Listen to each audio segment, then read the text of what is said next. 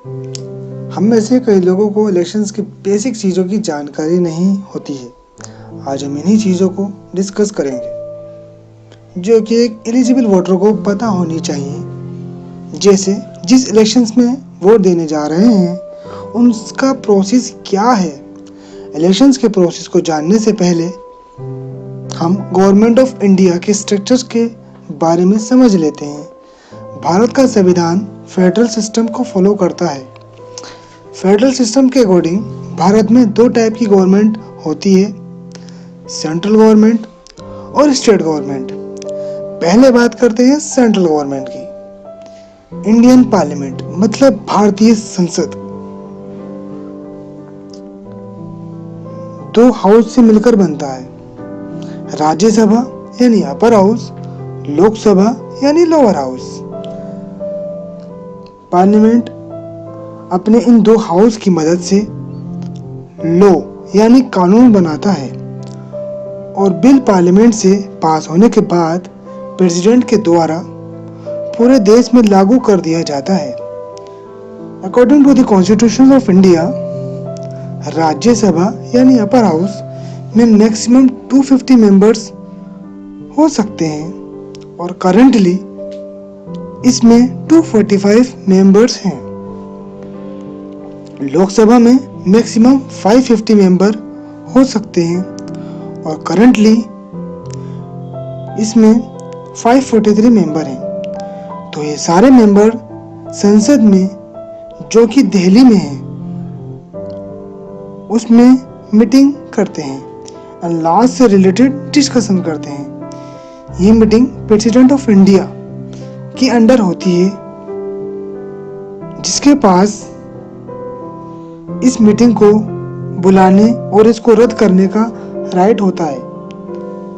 तो ये हमने समझा कि बेसिकली पार्लियामेंट होती क्या है, बट हमारा मेन फोकस है कि ये जो पार्लियामेंट है इसका चुनाव कैसे होता है। तो इस टॉपिक से हम आ जाते हैं अपने मेन टॉपिक पर, types of elections of India. तो basically there are 3 types of elections in India. General elections यानी Lok Sabha elections, Rajya Sabha elections and state assembly elections. Lok Sabha elections की बात करें तो इसके इलेक्शंस हर 5 साल में होते हैं एंड इसके मेंबर को डायरेक्ट वोटिंग करके चुना जाता है। इस पर्पस के लिए जैसा मैंने बताया करंटली 543 सीट्स हैं जिनके लिए वोटिंग होती है। वो इन सीट्स को हर एक स्टेट में डिवाइड करके मेंबर ऑफ स्टेट्स एलोकेट कर दी जाती हैं एंड हर एक स्टेट्स की लोकसभा सीट्स फिक्स होती है जो कि पॉपुलेशंस के अकॉर्डिंग डिवाइड की गई है। अब इन सब सीट्स के अकॉर्डिंग हर एक एरिया से सीट्स के लिए कैंडिडेट खड़े होते हैं जो कि अलग अलग पार्टी को रिप्रेजेंट करते हैं।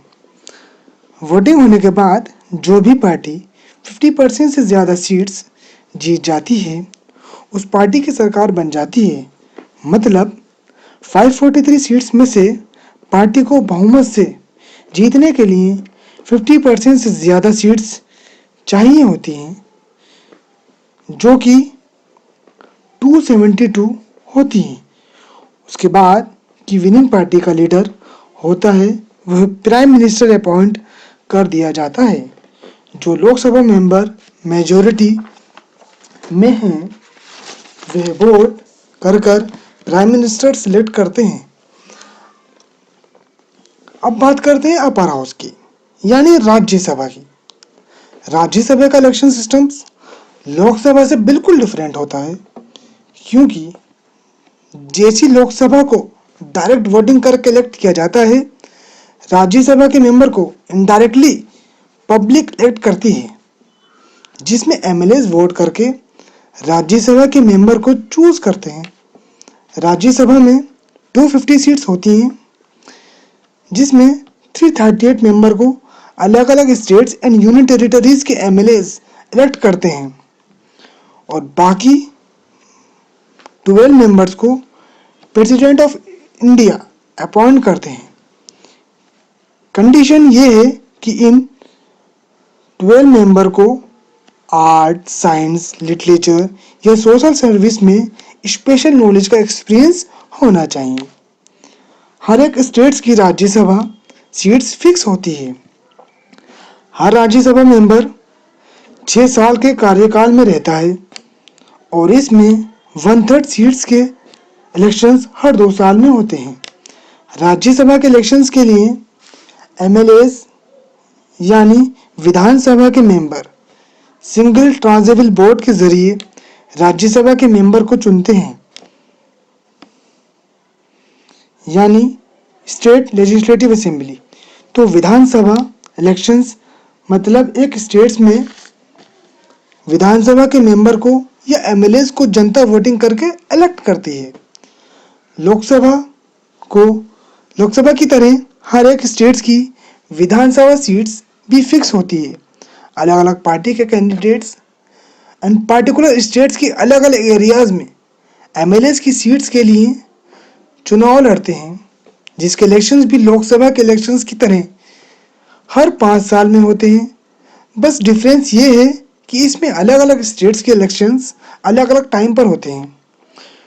जो भी पार्टी 50% से ज़्यादा सीट्स जीत जाती है उसकी पार्टी बहुमत से जीत जाती है और पार्टी उस स्टेट्स में अपनी सरकार बनाती है और मेजोरिटी में इलेक्टेड एमएलएज अपने लीडर को as a chief minister of state choose करते हैं। Thank you for watching. Please subscribe our channel.